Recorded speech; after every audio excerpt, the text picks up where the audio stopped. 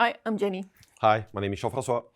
So I became a freelancer because I wanted more variety in my day and more flexibility in when to work and how to work. And starting my own business has also always been my dream, but I had so many interests and I never know what I wanted to do. The scariest part about freelancing for me was selling. No. I really didn't want to call people that I didn't know and force my services on them. But luckily, I quickly learned that by networking and by being active on social media, it is actually possible to get people to come to me. We'll talk more about this in the video about finding clients. Exactly. The most difficult part for me was figuring out how to register, how to do accounting, how to do my pricing, how to deal with bad clients, how to say no. A lot of things. Yeah. So there were a lot of things to learn, but I also think that makes freelancing a lot more fun than a normal job. Next to the freedom of deciding when to work and with what, something that has surprised me in a very pleasant way is that I've been able to meet so many interesting and positive people. Jean-Francois, what about you? I always tell the same. I basically started freelancing by necessity. What do I mean by that is when I was an employee, I was already working as a consultant and I jumped from one job to another. And I was kind of scared that people think that I would be a job hopper. And then I switched to freelancer because that's the tricky part of being a consultant. As an employee, it's not a good sign if you change too much of a job. But as a freelancer, it's seen as being a successful freelancer if you have a lot of projects. So I became a freelancer.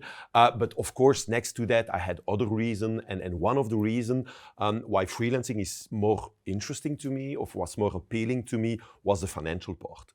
Not only to earn more money, but being in control of my finances, deciding how I spend or how I invest my money. That was to me an important part of becoming a freelancer.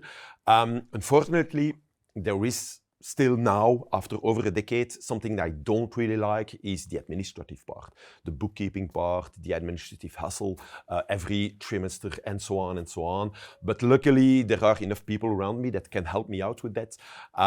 So now I would say my analysis after a decade of freelancing, I still enjoy the freedom. I really don't regret the jump I've made.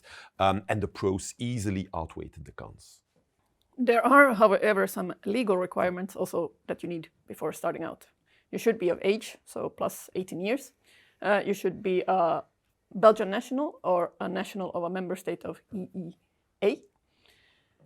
If you're not, you will need a professional card, and we have a guide for that on our website. Exactly. And if you want to start up in Brussels, or in Wallonia, you need to prove your entrepreneurial skills. So you need a certificate or a degree that can show that you are okay to start your own business.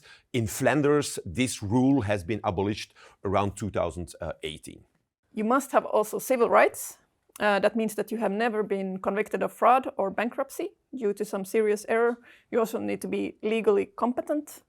And if you wish to carry out a specific activity, you might need some special permits. This is rarely the case for freelancers. It's more for the hospitality sector, for example. Indeed. Thanks for watching this video. We hope you found it helpful. And if you have any questions, do not hesitate to reach out to Jenny, to myself, to the community, or just leave a comment under the video. See you in the next one.